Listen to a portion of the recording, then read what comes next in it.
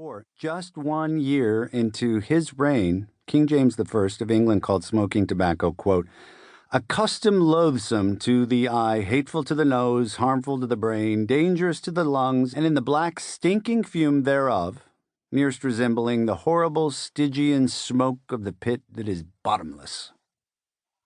Despite those protestations, the burgeoning tobacco trade helped the English support Jamestown, their first permanent settlement in the New World.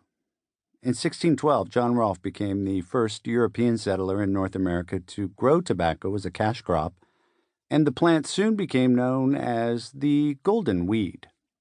King James I wasn't the only person who recognized the dangers of smoking this enticing new plant, however. Shortly thereafter, a sultan of the Ottoman Empire and an emperor of China both issued edicts banning smoking it. Powerful leaders knew centuries before the rise of modern medicine that smoking tobacco posed a major health risk to their people.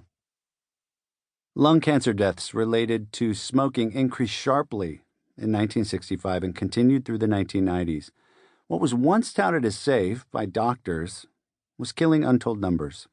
The backlash against cigarette makers resulted in the Master Settlement Agreement of November 1998, brokered between the 4 largest tobacco companies in America and the attorneys general of 46 states. Its stipulations included that those companies had to curb or cease certain advertising practices, as well as to pay the states forever to compensate them for the medical costs of people with smoking-related illnesses. The settlement money also funded an anti-smoking advocacy group called Truth Initiative.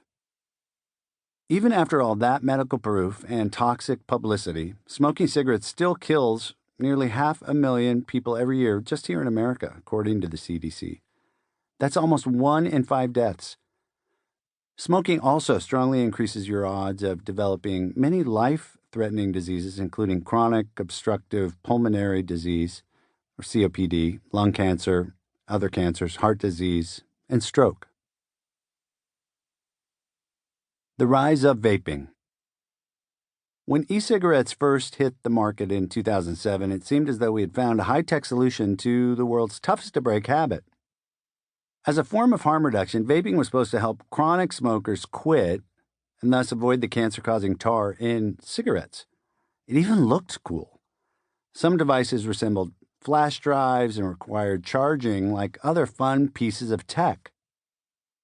You'll hear that vaping is safer than smoking, but it's not. Vaping is just a different form of smoking, and the latest scientific research shows that e-cigarettes are just as bad as traditional cigarettes, maybe worse. Smoking kills people slowly over many years. As we've seen, vaping can kill quickly within months or a year.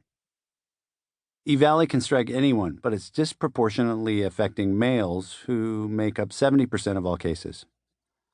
Right now, an estimated 15 million American adults use e-cigarettes. The oldest patient to fall ill was 75, and 2 people over 50 recently died in Minnesota. According to the CDC, e-cigs are the most commonly used smoking product among teens, and roughly 4 million teens have become vapers. Between 2017 and 2018, vaping increased among teenagers by a shocking 78%. That trend will continue unless officials take serious action. Because of the surge in teen vaping, the FDA, quote-unquote, plans on curbing e-cigarette sales, but they haven't yet. You'll learn more about why that hasn't happened in section Myths and Truths.